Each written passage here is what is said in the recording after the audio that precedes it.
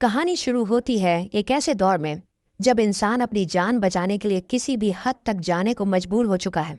एक छोटा सा परिवार है जो जिंदगी और मौत के बीच फंसा हुआ है। इस परिवार ने जमीन छोड़ दी है और अब एक बोट को ही अपना घर बना लिया है। इस परिवार में है एक शख्स, एंडी, उसकी पत्नी के और उनकी छोटी बच्ची रोजी। बोट पर रहना कोई आराम की बात नहीं थी, लेकिन हालात ने उन्हें यही रास्ता दिखाया था। बाहर जॉम्बीज का कहर ऐसा टूट पड़ा है कि कोई अगर घर में भी रहे तो भी महफूज नहीं है। इसलिए यह परिवार पानी के बीचों बीच तैरती एक उम्मीद पर टिका हुआ है। एक दिन एंडी खाने की तलाश में बोट पर इधर उधर देख रहा होता है कि उसकी नज़र किनारे की ओर जाती है। वहां दो मासूम बच्चे खेलते हुए दिखाई देते हैं। उन्हें देखकर उसके चेहरे पर थोड़ी सी राहत आ जाती है। शायद बहुत दिनों बाद उसे कुछ अच्छा देखने को मिला था। वो मुस्कुराते हुए उन बच्चों को हाथ हिलाकर अभिवादन करता है। लेकिन तभी बच्चों के पापा वहां आ जाते हैं और गुस्से में बच्चों को अंदर ले जाते हैं। उनके चेहरे से साफ झलक रहा था कि उन्हें किसी अजनबी उठाता है और दरवाज़ा बंद कर लेता है। जैसे ही वो अंदर आता है, उसकी पत्नी के बहुत परेशान नजर आती है। उसकी आंखों में डर साफ झलक रहा था। वो थकी हुई आवाज़ में कहती है, एंडी, हमारे पास बस आज का खाना है। क्या तुम सच में सोचते हो कि हम ऐसे जिंदा रह पाएंगे? मुझे लगता है अब हमें बोट छोड़ देनी चाहिए। किसी टाउन की तरफ निकलना होगा।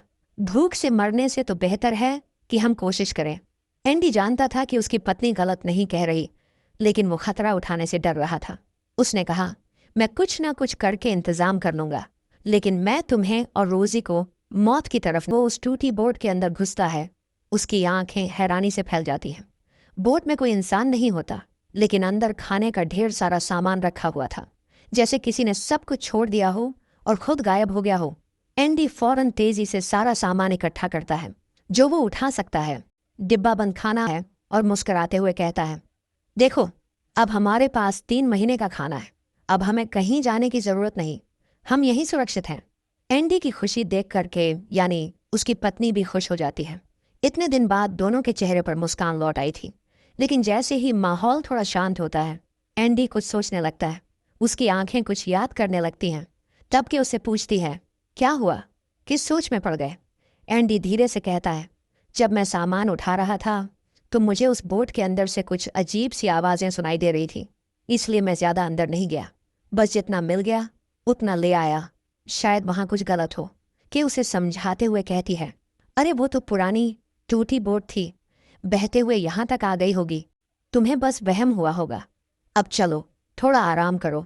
एंडी उसकी बात मानकर अंदर चला जाता है, लेकिन जैसे ही वो सोने जाता है कि चुपचाप उस दूसरी बोट की तरफ निकल जाती है। दरअसल वो सोचती है कि अगर वहाँ और भी सामान बचा हो तो उसे भी ले आना चाहिए, ताकि आगे के दिनों के लिए कुछ और इंतजाम हो सके। दूसरी तरफ एंडी की आँख खुलती है और वो जैसे ही अपनी प्यारी बेटी रोजी को लेकर बोट के बाहर आता है, उसकी नज़र अचानक बोट पर पड़े खून के धब्बों, क्योंकि इस वायरस में इंसान को जॉम्बी बनने में सिर्फ 2 दिन लगते थे। एंडी जानता था कि अब वो वक्त बहुत कीमती है। उसे अपनी बीवी को किसी भी तरह बचाना है। वो उसे यूं तड़पता हुआ नहीं छोड़ सकता। अब एंडी रोजी को गोद में उठाता है और बोट छोड़कर जमीन पर आ जाता है। रास्ते में उन्हें एक कार दिखती है।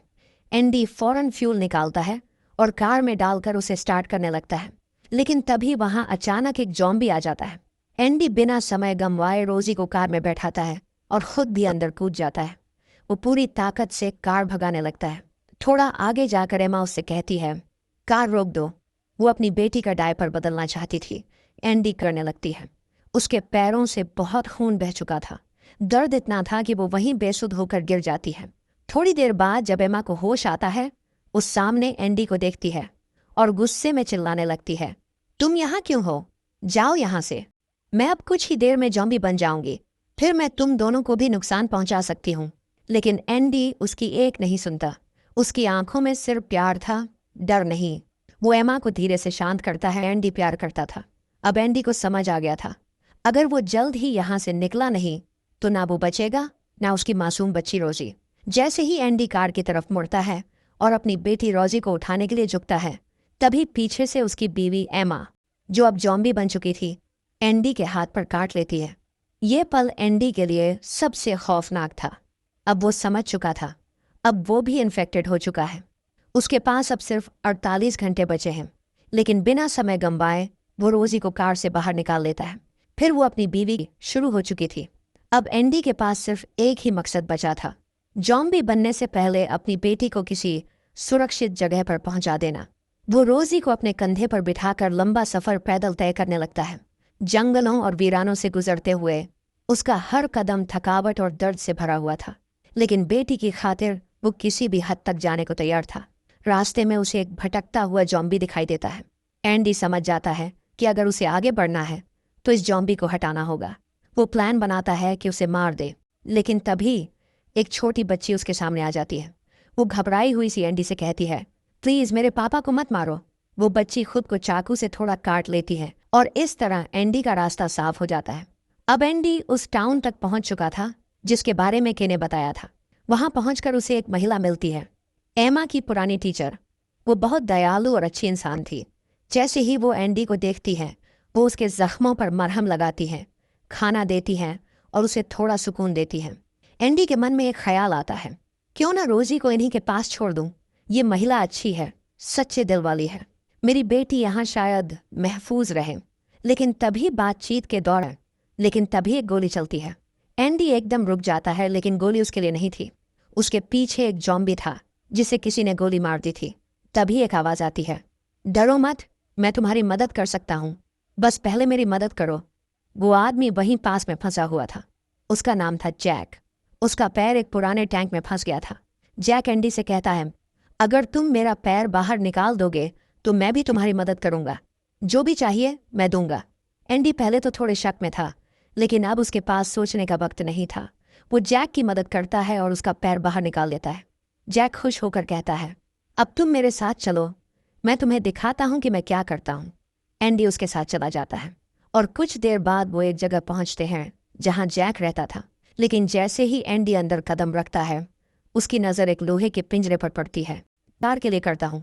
जैक बताता है कि वो पहले एक जॉम्बी को मारता है और फिर उसके खून की बदबू से बाकी जॉम्बीज उन्हें एक एक कर इसी पिंजरे में फंसा देता है। उसका असली मकसद था जॉम्बीज के पास मौजूद कीमती सामान इकट्ठा करना, जैसे घड़ियाल, जेब में पड़े पैसे, गहने, ताकि ज़रूरत के वक्त वो सब जैक के काम आ सके। लेकिन एंडी को ये सब बहुत अजीब लग रहा था। जब एंडी की नज़र एक और पिंजरे पर पड़ती है और उसे देखकर वो चौंक जाता है। उस पिंजरे में टूमी बंद थी। टूमी बिल्कुल ठीक थी, लेकिन सवाल ये था, जैक ने उसे कैद क्यों कर रखा था? पास ही एक बूढ़ा आदमी भी कैद में था। ये सब देखकर बहुत परेशान था, लेकिन फिलहाल उसके पास कोई और रास्ता नहीं था। उसे जैक पर भरोसा करना ही पड़ा। थोड़ी देर बाद एंडी अपनी नन्ही बेटी को जैक की वाइफ के पास छोड़ देता है ताकि वो उसे संभाल सके, और खुद जैक के साथ बाकी चीज़ें देखने निकल जाता है। जब वो वापस आता है तो देखता है कि उसकी बेटी उस औरत के साथ हंसते हुए खेल रही है। ये देखकर उसके दिल को थोड़ी राहत मिलती है। उसे लगता है कि शायद उसे अपनी बेटी के लिए एक सुरक्षित जगह मिल चुकी है। अब एंडी सोचता है कि उसके पास बस कुछ ही घंटे बचे हैं और शायद अब उसे अपने सफ़र को यहीं ख़त्म कर देना चाहिए। वो खुद को शूट करने ही वाला होता है। तभी जैक की वाइफ दौड़ते हुए उसके पास आती है और कहती है, रुको, ये सब मत करो। जैक एक बहुत ही खतरनाक इंसान है। वो कोई अच्छा आदमी नहीं है। वो मेरा पति भी नहीं है। उसने मेरे असली पति को मारकर जॉम्बीज के हवाले कर दिया और मुझे ज़बरदस्ती यहाँ बंद कर रखा है। तुम्हारी बेटी यहाँ बिल्कुल भी सुरक्षित नहीं है। इतना सुनते ही एंडी का दिल दहल उठता है, लेकिन ये बात जैक भी सुन रहा होता है। वो चुपचाप पीछे खड़ा था। जैसे ही उसे लगता है कि उसका राज खुल चुका है, वो अचानक एंडी पर जोरदार हमला करता है और उसके सिर पर वार करता है। एंडी बेहोश हो जाता है और जब होश में आता है तो खुद को टूमी के साथ उसी पिंजरे में बंद पाता है। अब एंडी टूमी से मदद मांगता है, क्या तुम मेरी मदद करोगी? मुझे यहाँ से निकलना बहुत ज़रूरी है। टूमी भी अब आज़ादी चाहती थी, इसलिए वह सिर हिलाकर हाँ कहती है। एंडी एक तरकीब लगाता है। वो मीट का एक टुकड़ा रस्सी में बांधकर जॉम्बीज की तरफ फेंकता है। जॉम्बीज जैसे ही उसे खींचते हैं, पिंजरे का दरवाज़ा थोड़ा ऊपर उठ जाता है और दोनों झट से बाहर निकल जाते हैं। तेजी से वो शेल्टर होम की तरफ भागते हैं। एंडी अपनी बेटी को गोद में उठाता है और उस औरत को भी साथ लेकर वहां से निकलने लगता है। लेकिन तभी जैक की नींद खुल जाती है। जैसे ही वो उन्हें खिड़की से भागते हुए देखता है, वो अपनी गन उठाकर गोली चला देता है। गोलियां चलती हैं और अफसोस, वो औरत जो बच्ची की देखभाल कर रही थी, गोली लगते ही वहीं गिर जाती है और अपनी जान खो देती है। दूसरी तरफ एंडी टूमी का हाथ पकड़कर वहां से तेजी से भाग रहा था। बड़ी मुश्किल से वो दोनों उस खतरनाक जगह से बचकर निकलते हैं। अगली सुबह चलते चलते एंडी टूमी को समझाने लगता है, अब तुम्हारे पापा कभी ठीक नहीं हो सकते। वो पूरी तरह से जॉम्बी में बदल चुके हैं और इस चीज का कोई इलाज नहीं है। मुझे पता है ये सुनना बहुत मुश्किल है। और उस जगह पर पहुंचती है जहां उसने आखिरी बार अपने पापा को छिपाया था। वहां पहुंचकर वो देखती है कि उसकी माँ ने उसके पापा को मार दिया है और बाकी जॉम्बीज के साथ बंद कर दिया है। ये देखकर टूमी खुद को रोक नहीं पाती और फूट फूट कर रोने लगती है। उसी वक्त उसे एंडी की बेटी की रोने की आवाज़ आती है। वो जल्दी से दौड़ती हुई वापस आती है और देखती है कि एंडी ज़मीन पर गिरा पड़ा है। टूमी जल्दी से उस नन्ही बच्ची को गोद में उठाती है और एंडी के पास बैठ जाती है। इधर एंडी बहुत ज़्यादा कमज़ोर हो चुका था। वो टूमी से कहता है, मैं उस जगह जाना चाहता हूँ जहाँ मैं अपनी वाइफ के साथ नदी के पास रहा करता था। नदी के उस पार एक परिवार रहता है जिनकी 2 बेटियां हैं। शायद मेरी बेटी के लिए वही जगह सबसे सेफ है।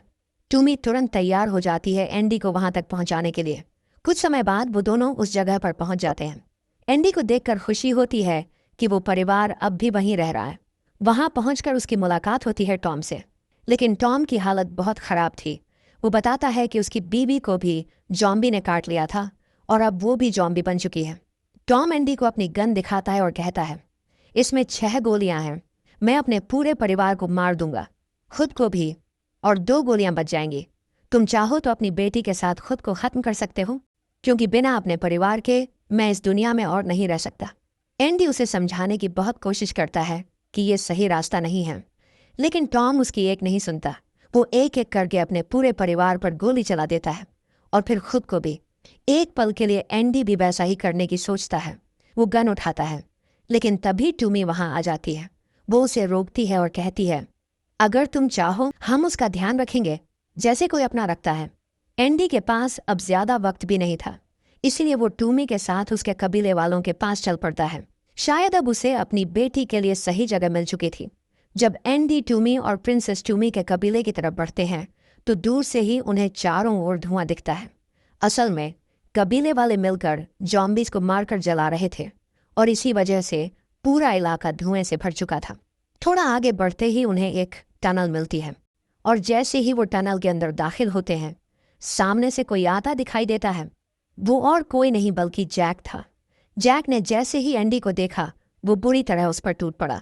अब वहां दोनों के बीच जबरदस्त लड़ाई शुरू हो जाती है। इधर टूमी तुरंत प्रिंसेस को उठाती है और उसे सुरक्षित गाड़ी की ओर लेकर भाग जाती है, लेकिन फाइट के दौरान एंडी को जोरदार चोट लगती है और वो बेहोश होकर जमीन पर गिर पड़ता है। जैक मौका पाकर उठता है और गाड़ी के पास पहुंच जाता है। वहां पहुंचकर वो टूमी को मारकर बेहोश कर देता है और अब प्रिंसेस उसकी गोदी में थी। उधर एंडी को होश आता है और जब वो देखता है कि उसकी बेटी जैक के पास है तो वो डर और बेचैनी से भर उठता है। वो हाथ जोड़कर जैक से भीख मांगता है, प्लीज़ मेरी बेटी मुझे लौटा दो। मैं कुछ नहीं करूँगा, चुपचाप यहाँ से चला जाऊँगा, बस मेरी बेटी मुझे दे दो। एक बाप को अपनी बच्ची के लिए इस तरह रोते हुए देखकर जैक का दिल भी पिघल जाता है। वो बिना कुछ बोले धीरे धीरे प्रिंसेस को एंडी की गोदी में दे देता है। एंडी तुरंत टूमी को भी उठाता है, जो अब तक बुरी तरह घायल हो चुकी थी। उसके सिर में गहरी चोट लगी थी, लेकिन एंडी हार नहीं मानता। वो उसे हिम्मत देता है और किसी तरह उसे संभालते हुए आगे बढ़ता है। लेकिन कुछ ही दूर चलने के बाद एंडी की तबीयत बिगड़ने लगती है और उसकी स्मार्ट वॉच में लगा टाइमर बीप करने लगता है। ये अलार्म इस बात का संकेत था कि अब उसका वक्त खत्म हो चुका है। वो अब जल्द ही जॉम्बी में बदल जाएगा। एंडी सब कुछ समझ जाता है। वो अपनी प्यारी सी बेटी को टूमी के पास ले जाता है और कहता है, ये प्रिंसेस अब तुम्हारी छोटी बहन जैसी है, इसका हमेशा ख्याल रखना। जो मैं नहीं कर पाया वो अब तुम करना। इसके बाद वो आखिरी बार अपनी बेटी को प्यार से गले लगाता है, उसे चूमता है और फिर खुद को रोकते हुए दूर हो जाता है। अब एंडी एक लकड़ी के सिरे पर मीट का टुकड़ा बांधता है और धीरे धीरे आगे बढ़ने लगता है। यहीं से सीन शिफ्ट होता है। दूसरी तरफ टूमी की माँ अपने कबीले के लोगों के साथ जॉम्बीज को जलाने में लगी होती है। तभी उनकी नज़र टनल की ओर जाती है। वो देखती है कि टूमी वहां से आ रही है, लेकिन उसके कंधे पर कोई बैठा है। वो और कोई नहीं बल्कि एंडी था और उसके साथ प्रिंसेस भी थी। असल में टूमी ने एंडी को उस मीट से गाइड किया था ताकि वो अपने आखिरी वक्त में प्रिंसेस को सही जगह तक पहुंचा सके।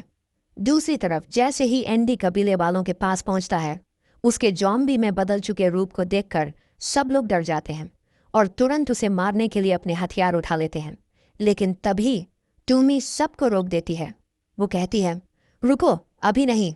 अब टूमी अपने बैग से एक छोटी सी बॉटल निकालती है। वो बॉटल थी एंडी की वाइफ का परफ्यूम, जिसे उसने हमेशा अपने पास संभाल कर रखा था। टूमी वो परफ्यूम एंडी के सामने स्प्रे करती है ताकि एंडी अपने आखिरी पलों में अपनी वाइफ और बेटी दोनों को महसूस कर सके। उसके बाद टूमी बस एक हल्का सा इशारा, सब मिलकर उस जॉम्बी में बदल चुके एंडी को एक झटके में ख़त्म कर देते हैं ताकि इन्फेक्शन और आगे न बढ़े और बाकी लोग सुरक्षित रह सकें। एंडी की मौत के बाद सबकी नज़र प्रिंसेस के पेट पर लिखे एक मैसेज पर जाती है। वो मैसेज था, धन्यवाद। एंडी ने जाते जाते टूमी के लिए हद इमोशनल हो जाती है। अब सब मिलकर एंडी को भी वैसे ही दफनाते हैं जैसे कभी टूमी ने अपने पापा को दफनाया था, ताकि उसकी याद हमेशा जिंदा रहे लेकिन उसका संक्रमण कभी न फैले। तो दोस्तों, आखिरकार एंडी की मेहनत और कुर्बानी रंग लाई। उसकी प्यारी बेटी प्रिंसेस को मिल गया था एक सेफ और लविंग परिवार, और टूमी को भी मिल गई थी एक प्यारी सी छोटी बहन जिसके साथ वो अब अकेली नहीं थी। और इसी इमोशनल मोड पर यह मूवी यहीं ख़त्म हो जाती है।